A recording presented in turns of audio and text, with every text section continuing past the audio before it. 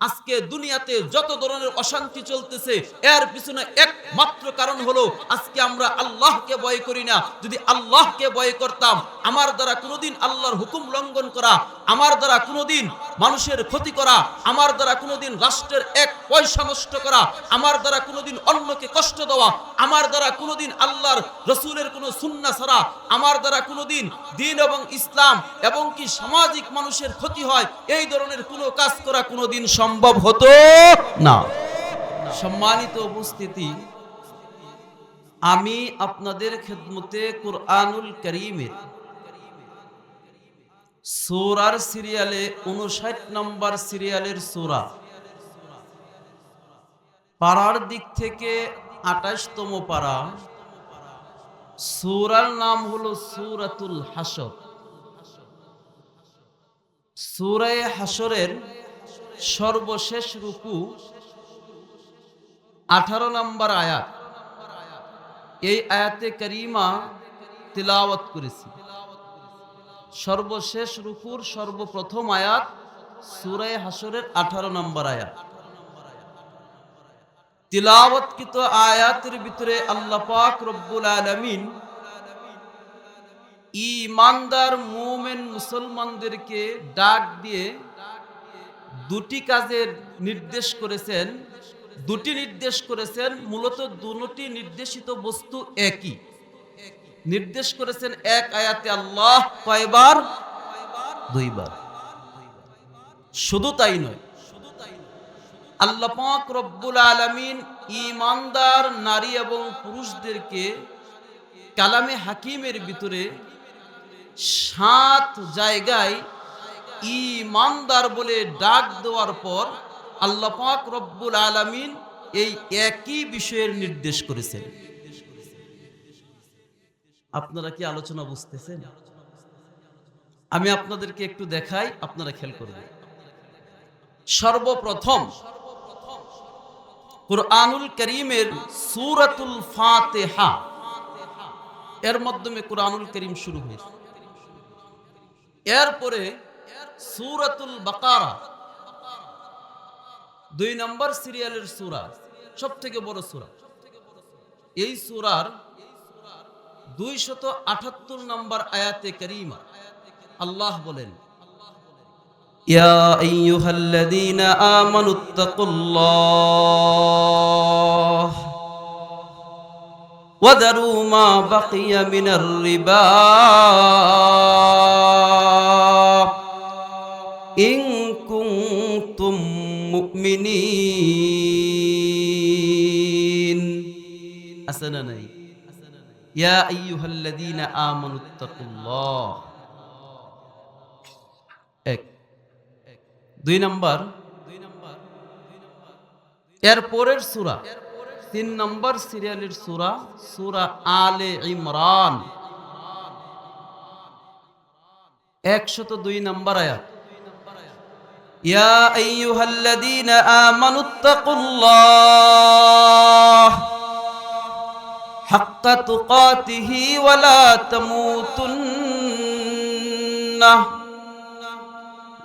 তামুতুন্না ইল্লা ওয়া আনতুম মুসলিমুন। আছে না নাই? ইয়া আইয়ুহাল্লাযীনা আমানুত্তাকুল্লাহ।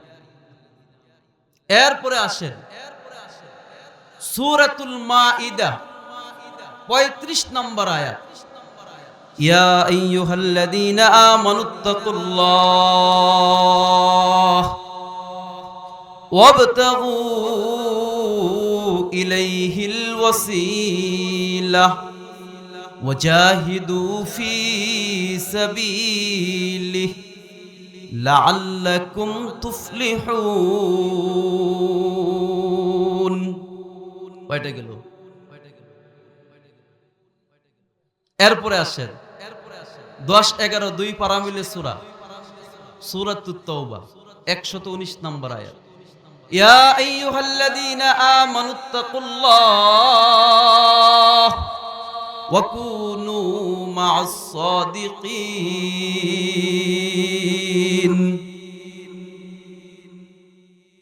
এবার আসেন 21 নম্বর পারা 33 নম্বর সিরিয়ালের সূরা সূরাতুল আহজাব 70 নম্বর আয়াত। ইয়া আইয়ুহাল্লাযীনা আমানুত্তাকুল্লাহ ওয়া কুলু কওলান সাদীদা। কয়টা গেছে? 5টা। এরপরে আসেন 27 নম্বর পারা সূরাতুল হাদীদ 28 নম্বর আয়াত। ইয়া আইয়ুহাল্লাযীনা আমানুত্তাকুল্লাহ ওয়া আমিনু বিরাসূলিহি। কয় জায়গায় গেল? এরপরে সর্বশেষ 28 নম্বর পারা 59 নম্বর সিরিয়ালের সূরা সূরাতুল হাসরের 18 নম্বর আয়াতের ভিতরে আল্লাহ পাক রব্বুল আলামিন দুইবার বললেন, ইয়া আইয়ুহাল্লাযীনা আমানুত্তাকুল্লাহ ওয়াল তানজুর নাফসুম মা কদ্দামাত লিগাদিন ওয়াত্তাকুল্লাহ। পাইছেন?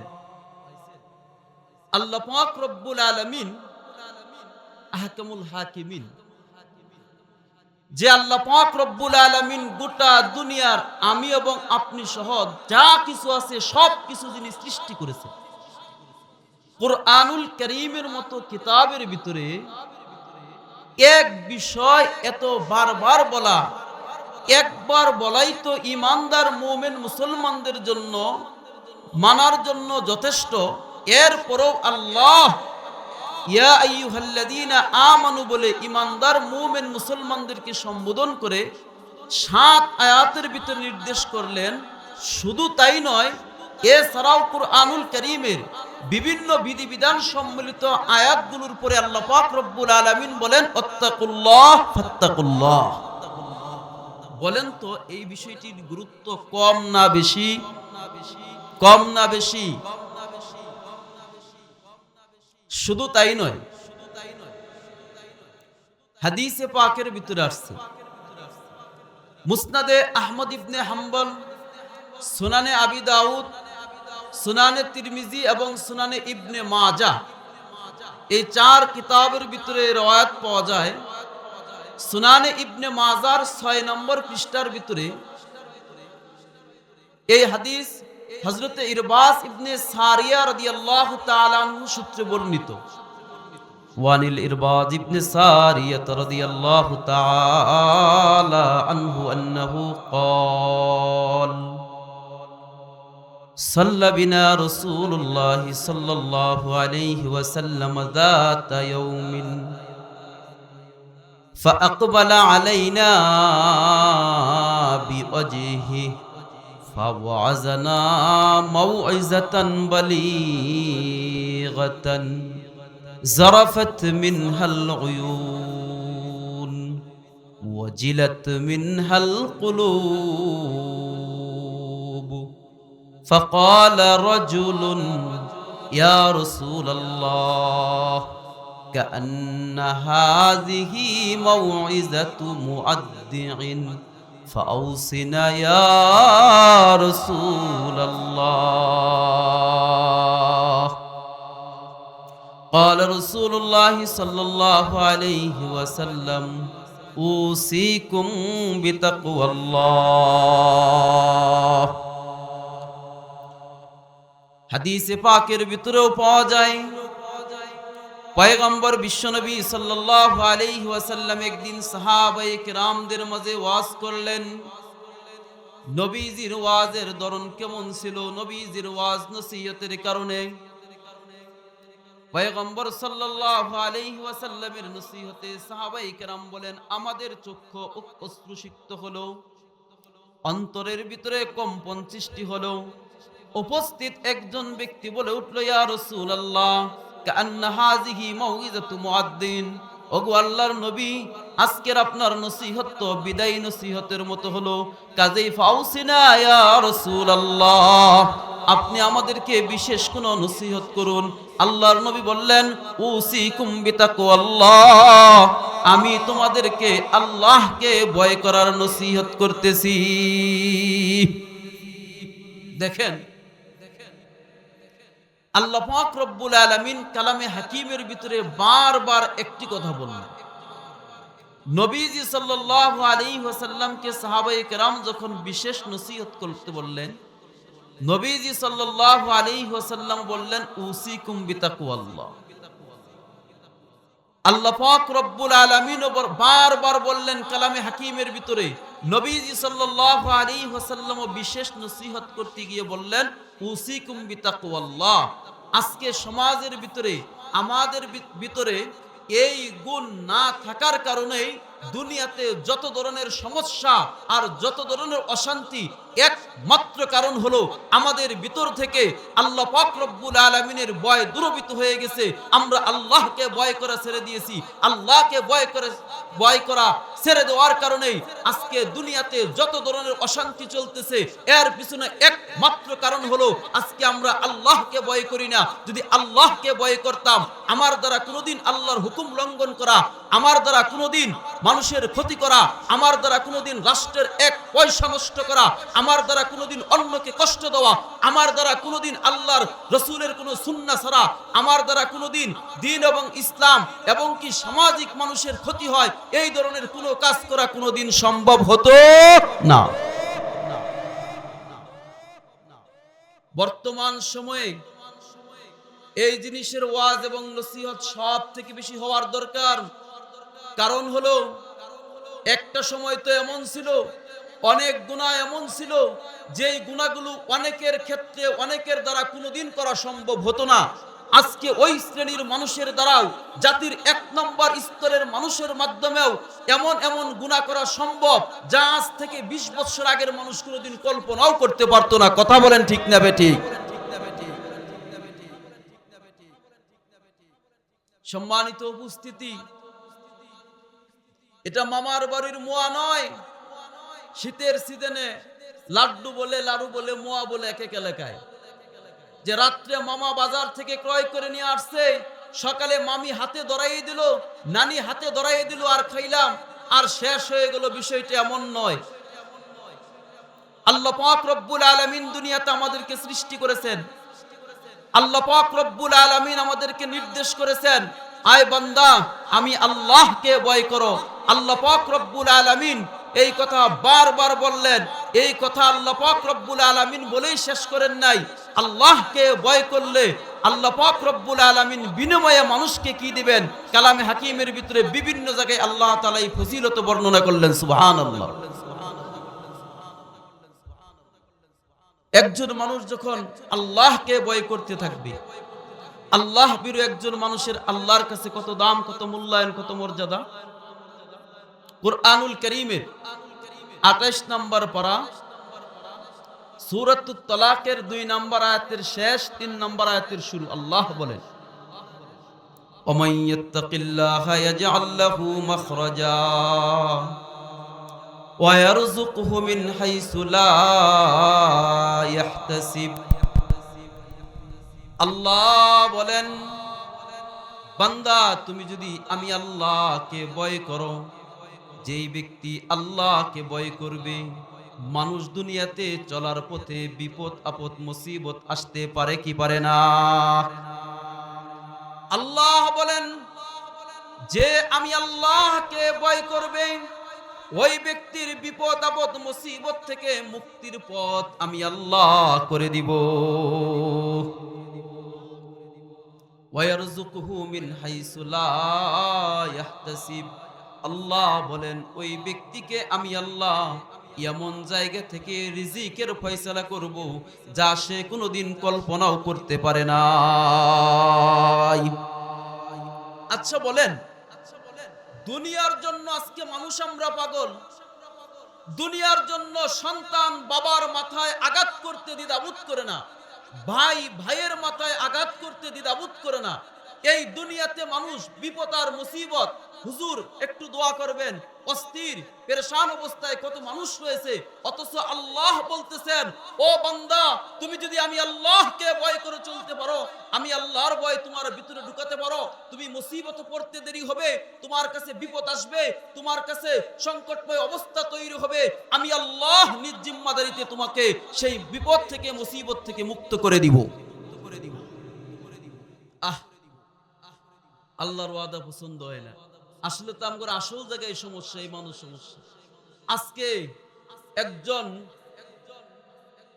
মানুষ হত্যা করার মতো জঘন্যতম অপরাধী ব্যক্তি যদি বাজার দিয়ে ঘোরাফেরা করে আর লম্বা করে পানের বোঁটা হাতে নিয়ে জিহ্বার ভিতরে চুনের দিয়ে লম্বা ভাবে টান দেয় আর কিলকিল কিল করে হাসে, মানুষ যদি বলে এই তুমি এত বড় মামলার আসামি, এরপরেও তোর চেহারা এত হাসি খুশি, ব্যাপার কি? যদি বড় ধরনের কোনো চেয়ার অথবা কলমের অধিকারী কারো কথা বলে যে ও তো দায়িত্ব নিয়ে নিছে যে আমি এই বিষয়টা দেখব, তাহলে কিন্তু তার এত বড় মারাত্মক অপরাধী হওয়ার পরেও এই ব্যক্তির ভিতরে বিন্দু মাত্র চিন্তার কোনো ভাব তার ভিতরে প্রকাশ পায় না। অথচ আমার আল্লাহ, যেই আল্লাহ যদি আমাকে যদি তৌফিক না দান করেন, আমি এক মুহূর্ত বেঁচে থাকা আমার দ্বারা সম্ভব নয়, এক মুহূর্ত আমি বেঁচে থাকতে পারবো না। ওই আল্লাহ নিজে ওয়াদা করেছেন, ওমান আস্তাকু মিনাল্লাহি কিলা ওমান আস্তাকু মিনাল্লাহি হাদিসা। ও বান্দা, আমি আল্লাহর কথার থেকে আর দুনিয়ার কার কথা অধিক সত্য হতে পারে? ও বান্দা, আমার থেকে আর সত্যবাদী আর কে হতে পারে? সেই আল্লাহ ওয়াদা করেছেন, বান্দা দুনিয়াতে থাকলে মুসিবত আসবে, বিপদ আসবে, তোমার কাছে পেরেশানি আসবে, এই সমস্যা হবে, ওই সমস্যা হবে। ও বান্দা, তুমি যদি আমি আল্লাহকে ভয় করে চলতে পারো, আমি আরশের মালিক আল্লাহ ঘোষণা করতেছি, তোমার সব ধরনের মুসিবত থেকে আমি আল্লাহ কুদরতি হাতে তোমাকে মুক্ত করে ছাড়বো। বিশ্বাস হয় না? ইমানের সমস্যা ঢুকছে। নয় চেয়ারম্যান সাহেবের কথা যদি বিশ্বাস হয়, বড় ধরনের মারাত্মক অপরাধী হওয়ার পরেও যদি ওই ধরনের কারোর সাথে আমার লিঙ্ক থাকে, তার কথায় যদি আমার ভিতরে কোনো চিন্তার ভাবনা আসে, অথচ আরশের মালিক আল্লাহ ওয়াদা করতেছেন, বান্দা তুই শুধুমাত্র আমি আল্লাহকে ভয় করে চল, তোর বিপদ আপদ উদ্ধার করব আমি। শুধু তাই নয় যে রিজিকের জন্য এত পেরেশান তুমি হয়ে থাকো। রিজিকের জন্য মানুষ কি না করে, দুনিয়াতে একটু ভালো খাবে, ভালোভাবে চলবে, একটু ভালো পোশাক পরিধান করবে, অসুস্থ হলে একটু ভালো হাসপাতালে চিকিৎসা করবে। এটাই তো দুনিয়ার মানুষের মূল মাকসাদ আর উদ্দেশ্য থাকে। এটাকেই রিজিক বলা হয়। দুনিয়াতে মানুষ চলতে গেলে যা কিছুর প্রয়োজন, সামগ্রিকভাবে সবকিছুকে রিজিক বলা হয়। ও বান্দা, তোমার যা দুনিয়াতে প্রয়োজন হবে, ওয়ারযুকহু মিন হাইসু লা ইহতাসিব। ও বান্দা, তোমার ভিতরে যদি আমি আল্লাহর ভয়কে ঢুকাতে পারো, এমন জায়গা থেকে তোমাকে আমি এই রিজিকের, তোমার প্রয়োজনীয় জিনিসের ব্যবস্থা করব, যা কোনোদিন তুমি কল্পনাও করতে পারবে না, তুমি ভাবতেও পারবে না, তুমি কোনোদিন চিন্তাও করবে না। সুবহানাল্লাহ বলবেন না? পকেটে করে নিয়ে যান, বাড়ি গিয়ে বলবেন, মান ক্বালা সুবহানাল্লাহি ওয়া বিহামদিহি বুরিসাত লাহু নাখলাতুন ফিল জান্নাহ। তিরমিজি শরীফের ভিতরে হাদিস আছে, নবীজির সাহাবী হযরতে জাবের রাদিয়াল্লাহু তাআলা আনহু বলেন, যেই ব্যক্তি সুবহানাল্লাহি ওয়া বিহামদি বলবে, আল্লাহ পাক রব্বুল আলামিন ওই ব্যক্তির জন্য জান্নাতের ভিতরে একটি খেজুর গাছ লাগিয়ে দিবেন। বুখারী শরীফের বদউল খালক এই অধ্যায়ে বিখ্যাত সাহাবী হযরতে আবু হুরায়রা রাদিয়াল্লাহু তাআলা আনহু সূত্রে বর্ণিত, নবীজি বলেন, ইয়াসিরুর রাকিবু ফি যিল্লিহা মিয়াতা আমিন লা ইয়াকতাউহা। ও বান্দা, আল্লাহর নবী বিশ্ব নবী বলেন, এক তাসবিহ, এক তাহলিলের কারণে আল্লাহ পাক রব্বুল আলামিন বান্দা বান্দির জন্য জান্নাতের ভিতরে যেই খেজুর গাছ লাগিয়ে দেন, ওই খেজুর গাছ কত বড়, কত বিশাল। নবী আমার বলেন, একজন মানুষ দ্রুতগামী বাহন নিয়ে ওই গাছের ছায়ার নিচ দিয়ে 100 বৎসর পর্যন্ত দৌড়ে এক সুবহানাল্লাহর গাছের ছায়াকে অতিক্রম করতে পারবে না।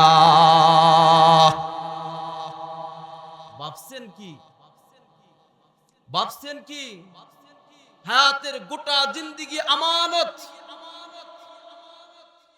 হায়াতের গোটা জিন্দেগির সময় আমানত। আজকের এই ওয়াজ মাহফিল, এই চেয়ার বক্তার জন্য আমানত।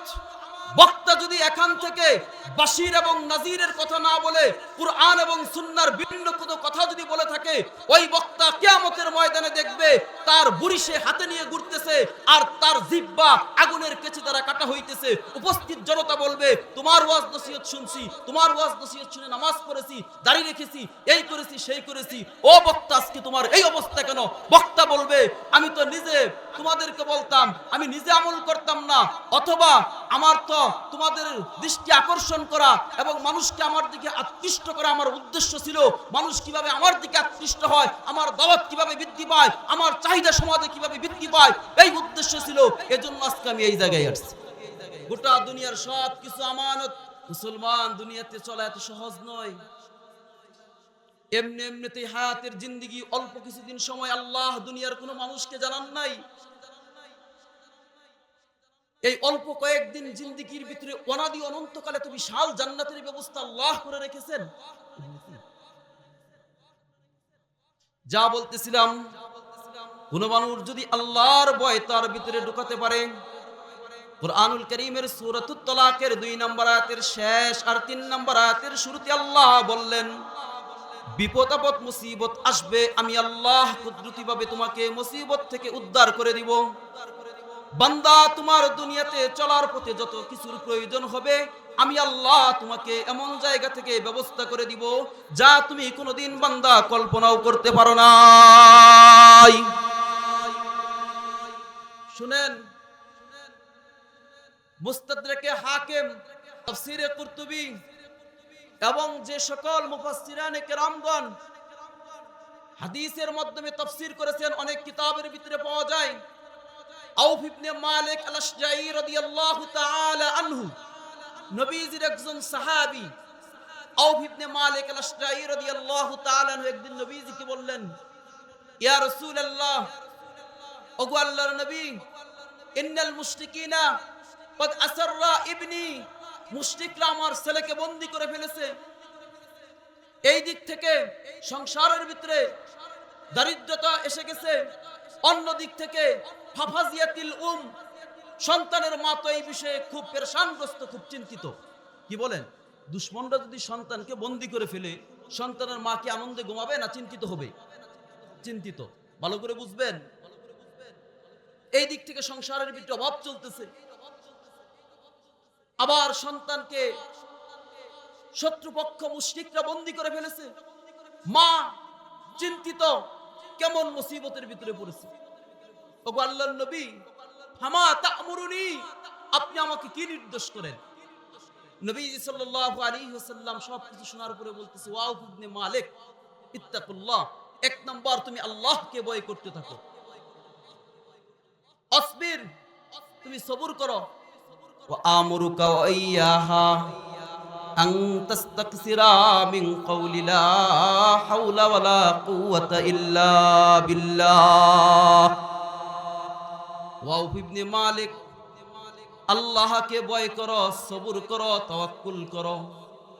আর আমি তোমাকে এবং তোমার স্ত্রী উভয়কে নির্দেশ দিতেছি, বেশি বেশি করে লা হাওলা ওয়ালা কুওয়াতা ইল্লা বিল্লাহ পড়তে থাকো। কি পড়ার জন্য বলছে বলেন? আরে মুখ খুলেন, মুখ খুলেন। জিন্দেগিতে এই মুখ দিয়ে দুনিয়ার গাল গল্প কম হয় নাই, নেতা নেত্রীর স্লোগান কম উঠাই নাই। জবানটা আল্লাহর দেওয়া আমানত। যদি আল্লাহ ধরে, বান্দা, জবানটা তো আমি দিয়েছিলাম, তোর মায়ের পেটে আমি পবিত্র রেখেছিলাম, তুই এই জবান দিয়ে আমার তাসবিহ তাহলিল করেছিস।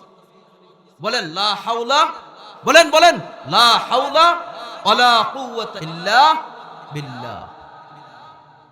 বুখারী শরীফের অন্যত্র বর্ণনায় আসছে আবু মুসা রাদিয়াল্লাহু তাআলা আনহু থেকে, লা হাওলা ওয়ালা কুওয়াতা ইল্লা বিল্লাহ কানজুম মিন কুনুজিল জান্নাহ, এটা হচ্ছে জান্নাতের গুপ্ত সম্পদ। সুবহানাল্লাহ বলেন। তাহলে হে আউফ ইবনে মালিক, সবর করো, ধৈর্য ধারণ করো, লা হাওলা ওয়ালা কুওয়াতা ইল্লা বিল্লাহ পড়তে থাকো, চালিয়ে যাও। স্ত্রী এবং উনি নিজে দুজনে আমল করতেছে। এখন যৌক্তিক দাবি কি? যেহেতু শত্রুরা আমাকে বন্দী করেছে, আমার সন্তানকে, আমার সংসারে অভাব অনটন যাই থাকুক না কেন, আমার ঘর বসত বাড়ি বিক্রি করে হলেও মুশরিকদেরকে আমাকে টাকা দিতে হবে, তারপরে আমার সন্তানকে তারা ছাড়বে। কি এটাই তো দুনিয়াবি অবস্থা নাকি? কি বলেন? কথা বুঝতেছেন তো? কিন্তু ঘটনা কি ঘটল? ঘটনা তো পুরা বিপরীত। একদিন হঠাৎ করে দেখা যায় আওফ ইবনে মালিক আল-আশজাঈ রাদিয়াল্লাহু তাআলা আনহুর ছেলে বাড়িতে সুন্দর সহি সালামতের সাথে চলে আসছে, সুবহানাল্লাহ বলেন। আর তার সাথে রয়েছে আরবাউতু মিয়াতি আলাফ সাত, তার সাথে রয়েছে 4000 বকরির একটি পাল, সুবহানাল্লাহ বলেন। কয় হাজার? কয় হাজার? 4000 বকরির এক পাল যদি আপনার বাড়িতে থাকে, আপনি ধনী না গরীব? চিন্তা করে দেখছেন? আওফ ইবনে মালিক আল-আশজাঈ রাদিয়াল্লাহু তাআলা আনহুর সন্তান, ওই সময় দারুল হরব যুদ্ধ অবস্থা চলতেছিল। যেহেতু যুদ্ধ চলতেছে, এটা মালে ভাই, কাজেই এই মাল ওই সময় বৈধ ছিল। কাজেই বৈধ পন্থায় আল্লাহ তাআলা যেই জায়গায় যৌক্তিক দাবি ছিল, আমার বসত বাড়ি বিক্রি করে হলেও আমি এখান থেকে টাকা পয়সা অর্থ সম্পদ পাঠাবো, তারপরে তারা আমার সন্তানকে ছাড়বে, কথা বলেন। অথচ বিপরীত ঘটনা কি ঘটলো? আমার সন্তান তাদের থেকে 4000 বকরির এক পাল নিয়ে আমার বাড়িতে উপস্থিত হয়ে গেল। এটাই তো আল্লাহ বলেছেন, ওয়ায়ারযুকুহু মিন হাইসু লা ইয়াহতাসিব। এটা কোনোদিন যুক্তিয়ে ধরে না, কোনোদিন কোনো মানুষ ধারণার কল্পনাও করতে পারে না। আল্লাহ এমন জায়গা থেকে সম্মানজনক রিজিকের ব্যবস্থা করেছেন, কি করেন নাই? ওই আল্লাহর শক্তি কি এখন কমছে? কি বলেন? আমার আর আপনার বিশ্বাসের ভিতরে কমতি রয়েছে। আল্লাহর শক্তি বিন্দু মাত্রও কমে নাই, কমবেও না। আল্লাহ এমন এক শক্তি। এবার আসেন, জান্নাতে কে কে যাবেন? হাত জাগান। আহ রত্নামান, কত দেরি হইল। আরে জান্নাত তো জান্নাত। দুনিয়াতে যদি বলা হতো কালকে সকালে 1 বস্তা করে চাউল দেওয়া হবে, তাহলে হাত কত আরো আগে জাগতো। আফসোস মুসলমান, জান্নাতের কথা বললেও হাত জাগে না, দেরি হয়। অনেক চিন্তা ভাবনা করে দেখা দেখি করে হাত জাগায়, অথচ সহজ না। ওয়া ইম মিনকুম ইল্লা ওয়ারিদুহা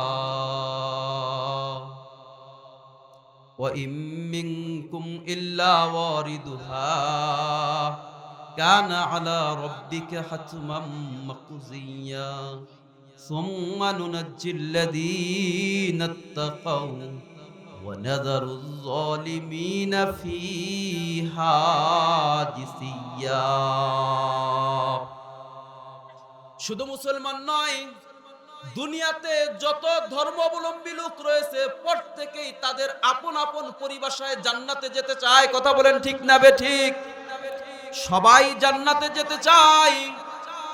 আল্লাহ বলেন কুরআনুল কারীমের সূরা মারইয়াম 16 নম্বর পারা 19 নম্বর সূরা, সূরা মারইয়াম 71 এবং 72 নম্বর আয়াতে আল্লাহ বলেন, জান্নাতে তো তোমরা প্রত্যেকেই যেতে চাও। যদি মালিকের তৈরি জান্নাতে যেতে চাও, তুমি যত বড় বীর বাহাদুর আর বাপের বেটা হও না কেন, তোমার আঙ্গুলের হেলুনির মাধ্যমে যদি গোটা দুনিয়া একদিকে চলে যায়, তোমার হাতের ইশারার মাধ্যমে যদি দুনিয়ার হাজার হাজার অস্ত্র সজ্জিত বাহিনীও যদি এক জায়গায় জমা হয়ে যায়, এত বড় বীর বাহাদুর যদি তুমি হও আর মালিকের জান্নাতে যেতে চাও, শুনে রাখো, ওয়া ইম মিনকুম ইল্লা ওয়ারিদুহা,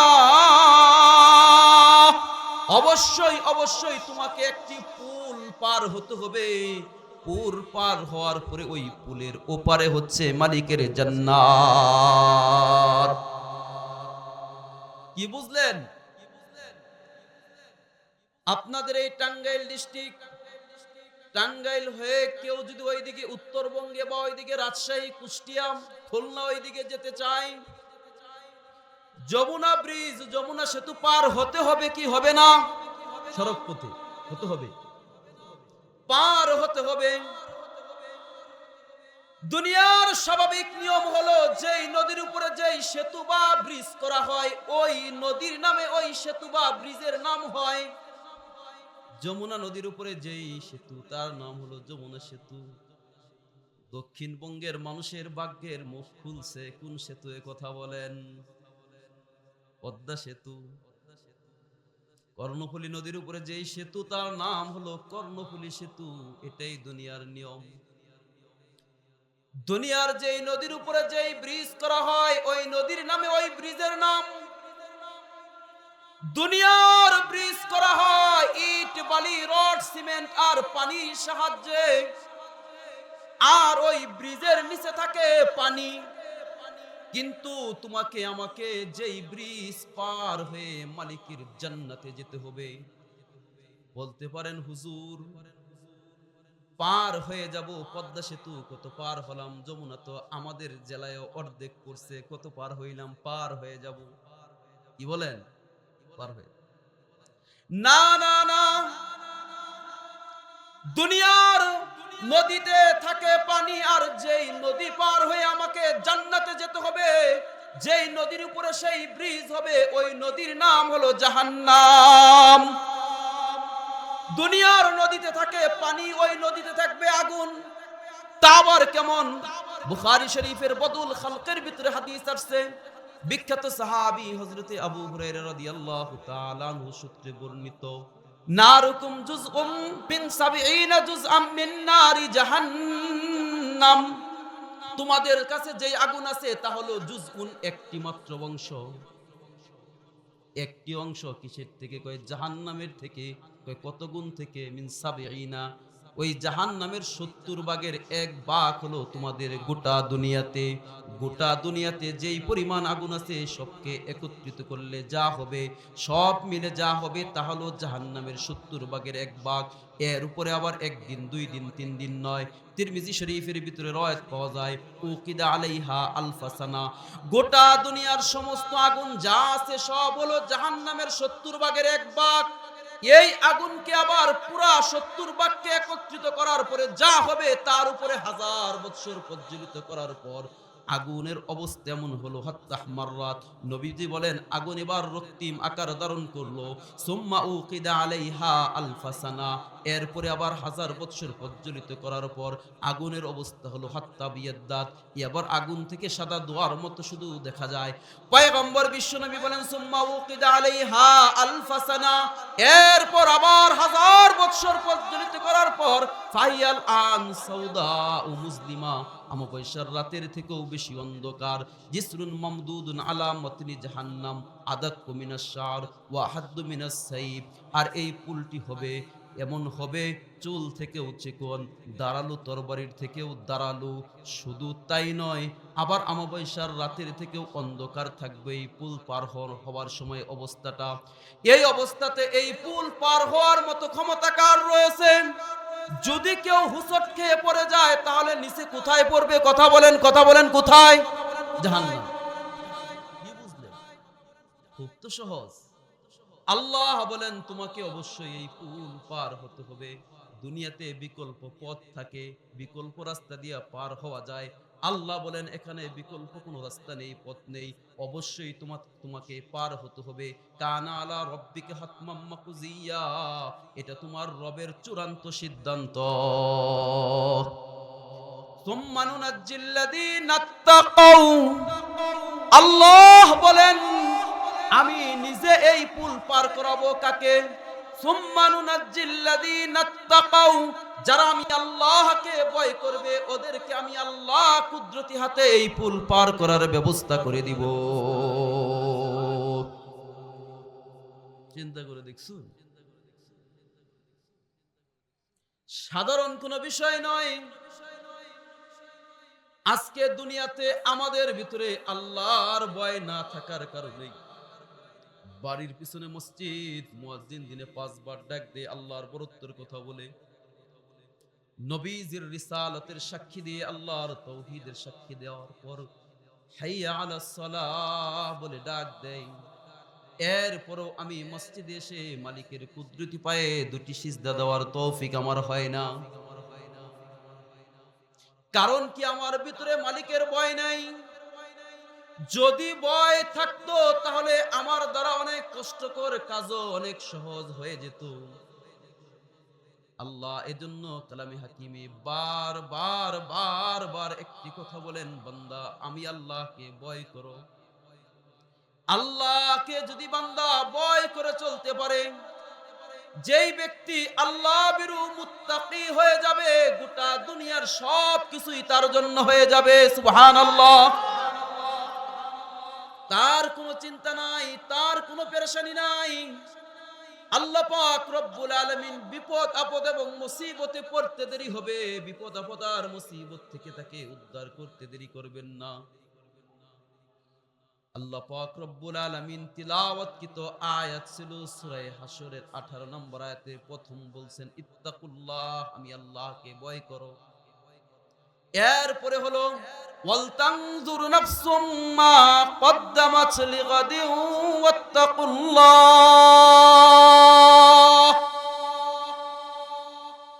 ওয়াল তানজুর নাফসুম মা কদ্দামাত লিগাদ।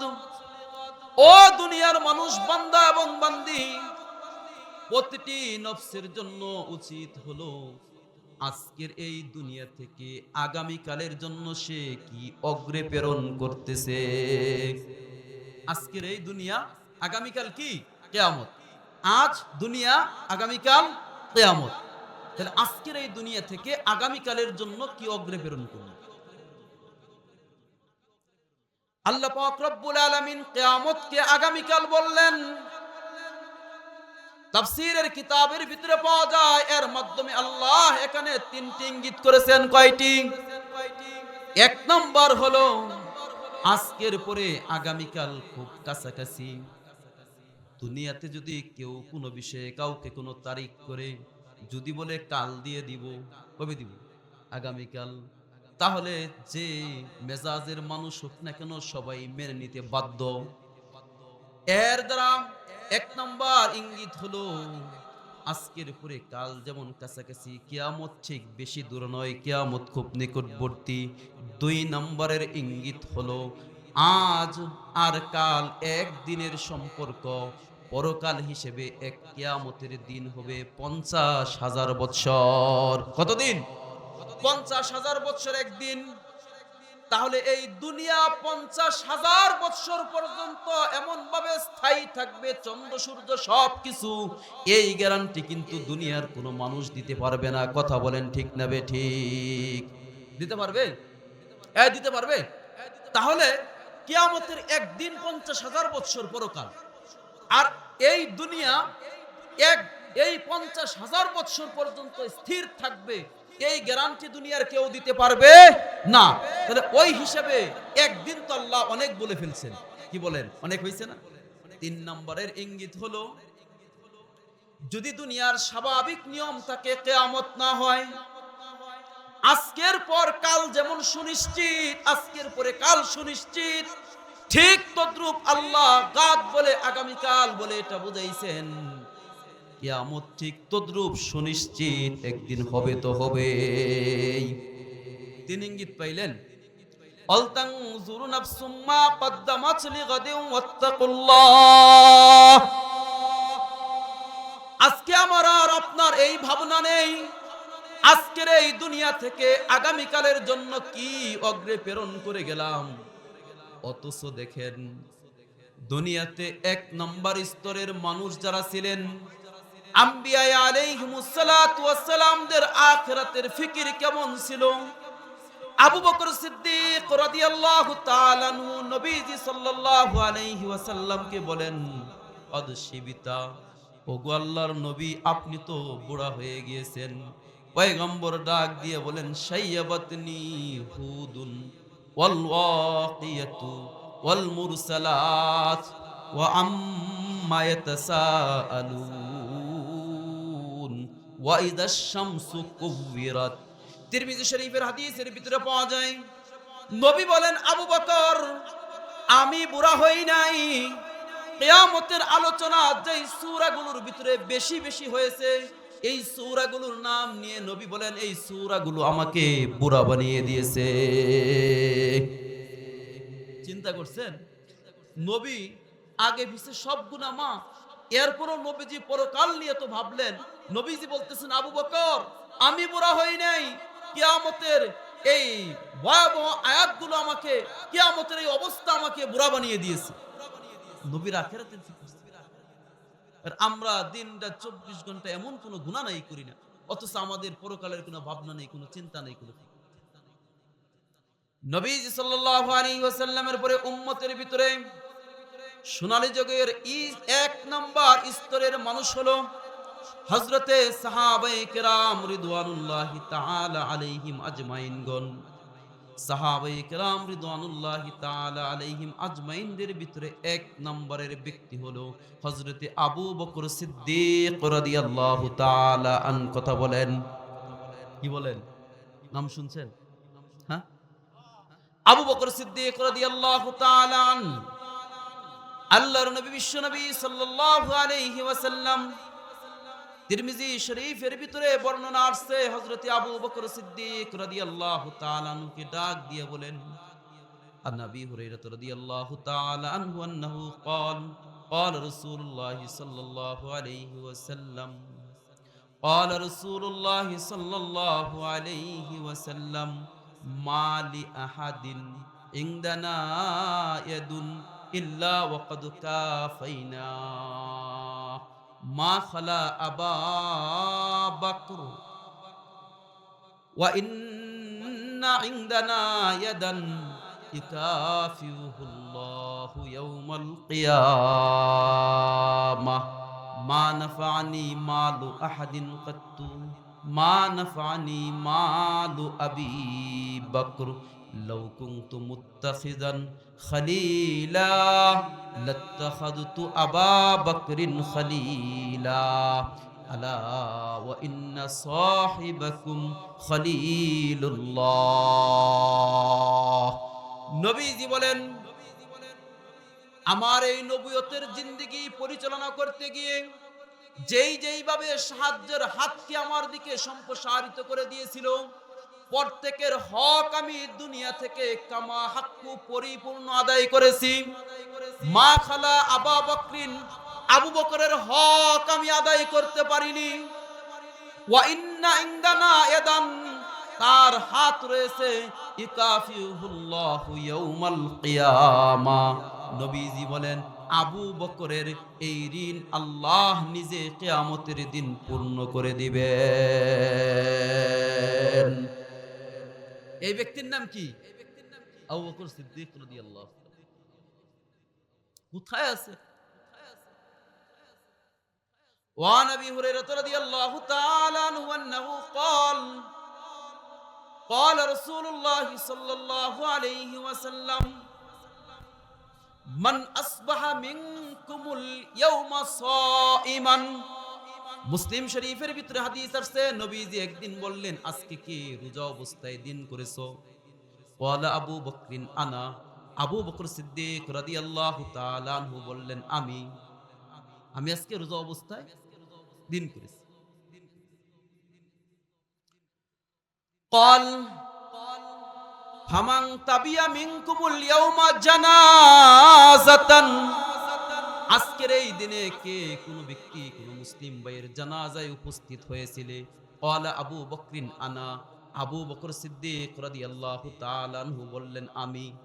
ক্বাল ফামান আতআমাল ইয়াউমা মিনকুম মিসকিনান, আজকের এই দিনে তোমাদেরকে মিসকিনকে খাবার খাওয়িয়েছে।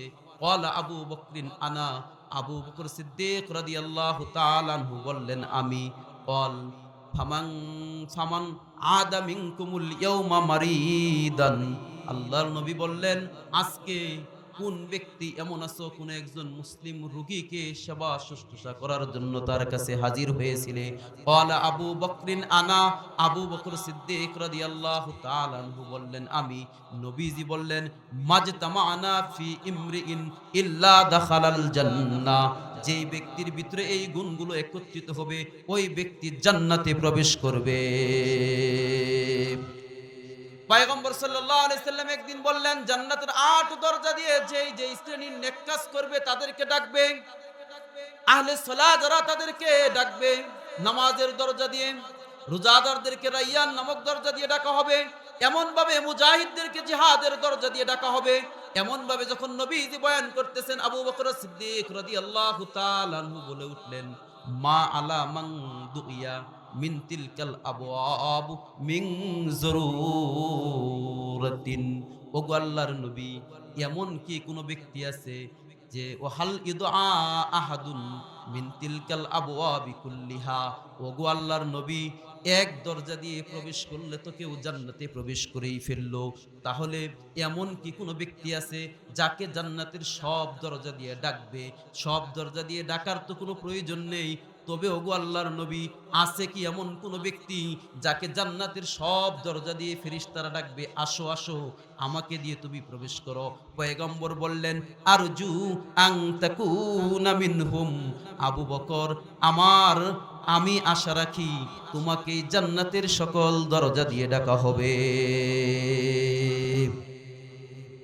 এমন ব্যক্তি হলেন আবু বকর সিদ্দিক রাদিয়াল্লাহু তাআলা আনহু। এমন ব্যক্তি হলেন আবু বকর সিদ্দিক রাদিয়াল্লাহু তাআলা আনহু।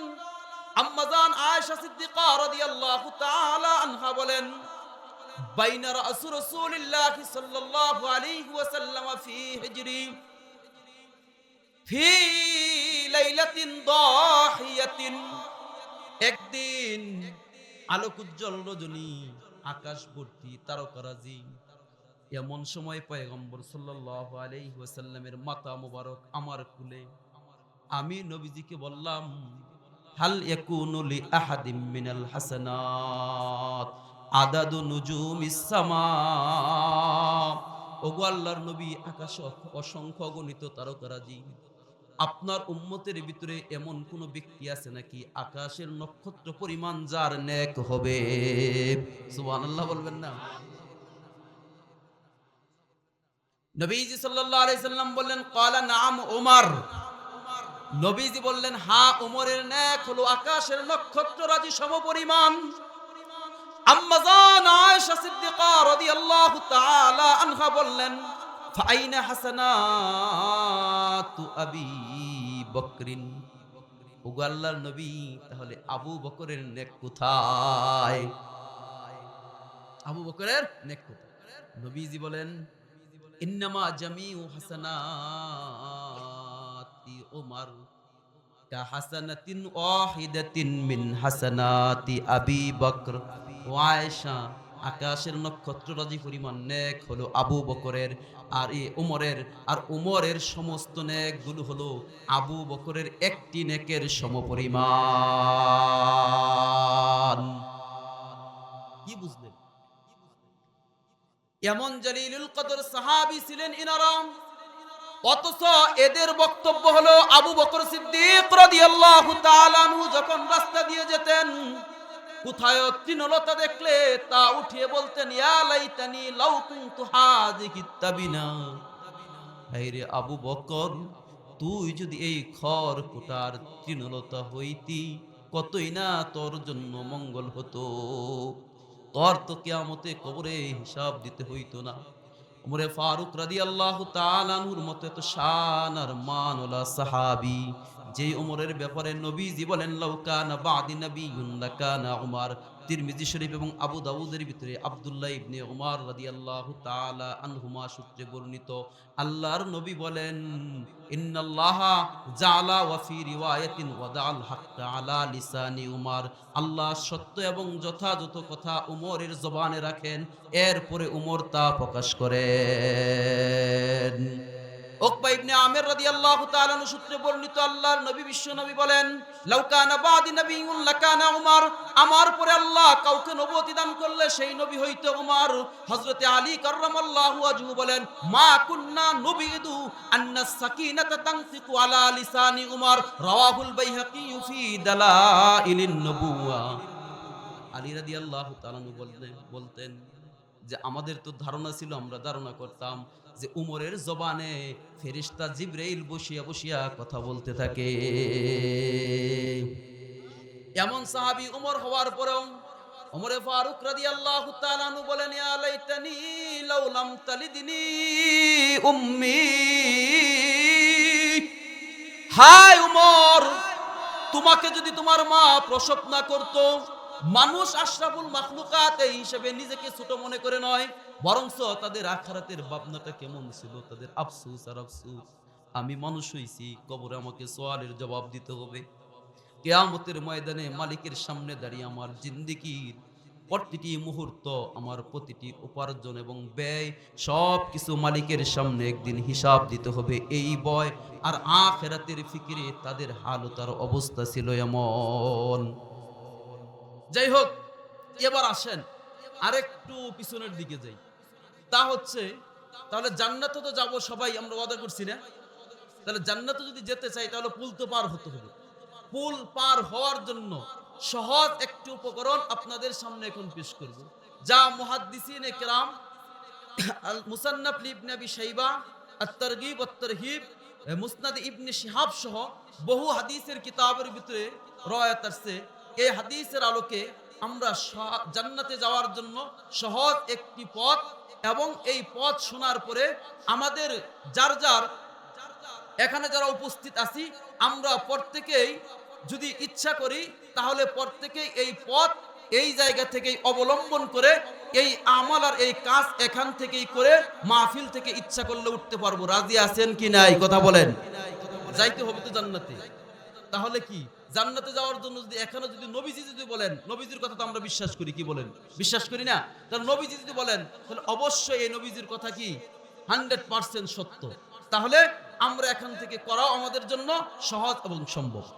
দেখেন, হযরত আবু দারদা রাদিয়াল্লাহু তাআলা আনহু সূত্রে বর্ণিত, পয়গম্বর সাল্লাল্লাহু আলাইহি ওয়াসাল্লাম বলেন, আল মাসাজিদু বুয়ুতুল মুত্তাকিন قد ضمن الله تعالى بالروح والراحة والجواز على الصراط والنجاة من النار إلى رضوان ربي تبارك وتعالى। নবীজি সাল্লাল্লাহু আলাইহি ওয়াসাল্লাম ইরশাদ করেন, দুনিয়াতে যত মসজিদ আছে, কি আছে কথা বলেন? এইগুলো হলো বুয়ুতুল মুত্তাকিন। আমরা তো তাকওয়া নিয়ে আলোচনা করতেছিলাম। মসজিদগুলো হলো মুত্তাকিনদের ঘর। আল্লাহ পাক রব্বুল আলামিন এর কুদরতি পায়ে যেই জায়গায় সিজদা দেওয়া হয় তাকে বলা হয় মসজিদ। আর মসজিদ হলো আল্লাহর ঘর। এই মসজিদ আল্লাহর ঘর, এই মসজিদ হলো মুত্তাকিনদের ঘর। আর যেই ব্যক্তি মসজিদকে নিজের ঘর বানাতে পারবে, লিমান কানাত বুয়ুতুহুমুল মাসাজিদ কদ দামিনাল্লাহু তাআলা, যেই ব্যক্তি মসজিদকে নিজের ঘর বানাবে, আল্লাহ জিম্মাদার হয়েছেন। কে জিম্মাদার হয়েছেন বলেন? আল্লাহ জিম্মাদার হয়েছেন বির রাউহি ওয়ার রাহাতে। রাউহের মুহাদ্দিসিনে কেরাম ব্যাখ্যা করেন হায়াতে তয়্যিবা, আল্লাহ দুনিয়াতে তাকে দান করবেন। দুনিয়াতে হায়াতে তয়্যিবা দান করবেন, আর কি লাগে? রাউহি ওয়ার রাহাতে আল্লাহ পাক রব্বুল আলামিন শান্তি দান করবেন। সবাই শান্তি চায় না, কি বলেন? সবাই শান্তি চায়, শান্তি দেন। আল জাওয়াজি আলাস সিরাত, আল্লাহ নিজে জিম্মাদার হয়ে, আল্লাহ নিজে দায়িত্ব নিয়ে পুল সিরাত পার করে দিবেন। সুবহানাল্লাহ বলেন। আল্লাহ পুল সিরাত পার করে দিবেন। আসলে তো আমার দ্বারা তো পার হওয়া সম্ভব না। চুলের চাইতে চিকন ধারালো তরবারির থেকে দাঁড়ালাম, কিভাবে পার হবো বলেন তো? আল্লাহ নিজে জিম্মাদার হয়ে পার করে দিবেন। আল জাওয়াজি আলাস সিরাত ওয়ান নাজাতি মিনান নার, পুল সিরাত পার হওয়া মানে জাহান্নাম থেকে নাজাত পাওয়া। আল জাওয়াজি আলাস সিরাত ওয়ান নাজাতি মিনান নার, জাহান্নাম থেকে আল্লাহ মুক্তি দিয়ে দিবেন। ইলা রিদওয়ানি রব্বি তাবারাকা ওয়া তাআলা, পুল সিরাত পার হয়ে জাহান্নাম থেকে নাজাত পাওয়া মানে আল্লাহর চিরসন্তুষ্টির স্থান জান্নাতে প্রবেশ করা। তাহলে কিন্তু মসজিদকে যদি আমার ঘর বানাতে পারি, তাহলে আমাদেরকে এই পুল সিরাত পার করে জান্নাত পর্যন্ত পৌঁছে দিবেন কে? আল্লাহ। মসজিদকে ঘর বানাইতে রাজি আছি তো, কি বলেন? কে কে রাজি আছে? একটু আল্লাহকে হাত দেখাই। আল্লাহ কবুল করে নেন, হাত নামান।